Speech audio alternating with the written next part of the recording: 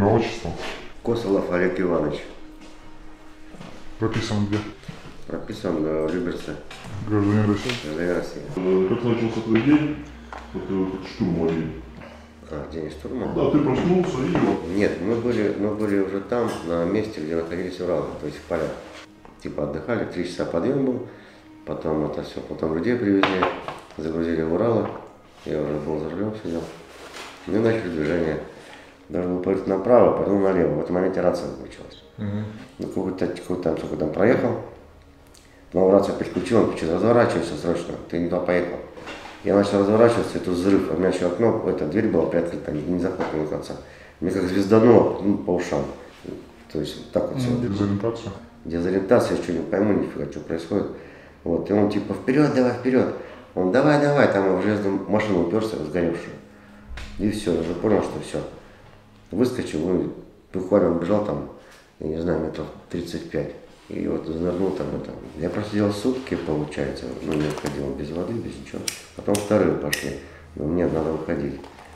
Уже расцвело более-менее. Слышу, 2 самолета летят. Вот, вдоль дороги получается. И люди добрые, кричал там: помогите, хоть выйти, помогите мне, не пойму, где нахожусь. А я уже был в этом гражданском плаще. Ты меня займешь сильно?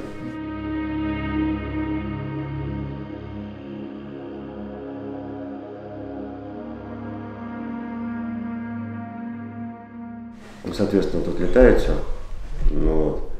Выскочил туда, слышу, там кто-то впереди орет, матерится. Я кричу: это я, Леня Косолов, типа.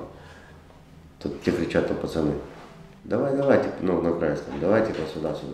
Я уже понял, что пипец. Разворачиваюсь, бежать, они по мне как дали очередь, не попали. Я заскочил там, начал скрываться, в итоге потом слышу, птичка надо мной летает. Летали. Ну, вот. Я потом под дом сел, тут куст небольшой, и птичка так садится прямо на меня. И не обидит. Ну, буквально метр-полтора. Так видит, у меня внизу бомба какая-то была. И вот так вот мотануться, чтобы мне ударить в лицо, так понимаю. И вот момент уклонился, прыгнул вперед, как долбануло сзади. Второго сегодня, меня дезориентировал. Это фишка. Ну, и бежать сразу. Ну, через дорогу перебежал, там зеленку заскочил, залез. Смотрю, с меня там с ноги херачит, по спине течет. Думаю, ну все. Тут жгут наложил, перебинтовался и опять под дерево залез, сидел. Птичка на его долго летали. Такой, то есть ночные видели меня, так понимаю. То есть передвижение раз от дерева. И начинают долбить, где видели. Я, соответственно, давай быстрее передвигаться между деревьями, все такое. Без брони, без каски уже был все, потому что мне было тяжело уже передвигаться даже. И вот всю ночь, в общем, когда я перескочу, сзади прилетало. То есть где я шел, получается, сзади прилетало, постоянно разрывы слышал. Начали опять рядом долбить. Чуж-бум, ляп. Я уже состояние было не очень хорошее, соответственно. Ну и вот все там, эти випишки, как они называют. Да, они там рядом взрывались.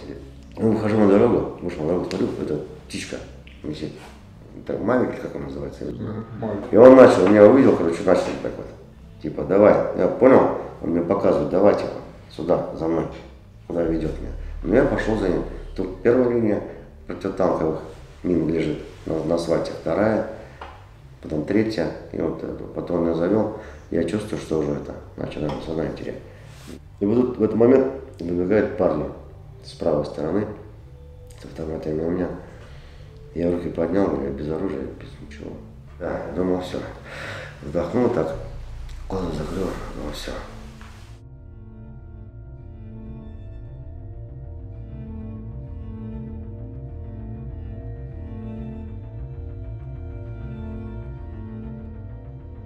Потом этот парень, который первый был, у меня целился с этим, а он, кажется, видел. Ну что там у тебя, только он как посмотрел за спину, ничего себе, да я тут типа чуть ли легкое не видно. Ну то есть глубоко ранен. Начал мне обрабатывать, сразу помогать. Перебинтовал, ногу тоже перебинтовал. То есть поговорили, начали разговаривать более-менее. Вот побеседовали, пообщались нормально. Вот ты первый, Леня, я могу нормально по-человечески поговорить. События 2 числа, 2 сентября. Наши вдвоем в плен сдались. Это вот пленные наши. Легли, они их расстреляли. Вот это Нелеповка, там где ты ездил. Что, ты понимаешь, насколько тебе повезло вообще? Что судьба тебе подарила такой шанс в жизни. Ужас какой.